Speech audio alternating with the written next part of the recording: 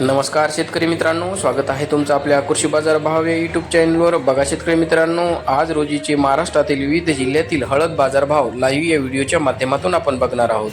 तत्पूर्वी आपण चॅनलवर नवीन असाल व दररोजचे बाजारभाव अपडेट आपल्याला हवे असतील तर या चॅनलला सबस्क्राईब करा आणि या व्हिडिओला नक्की लाईक करा. चला तर व्हिडिओला सुरुवात करूया.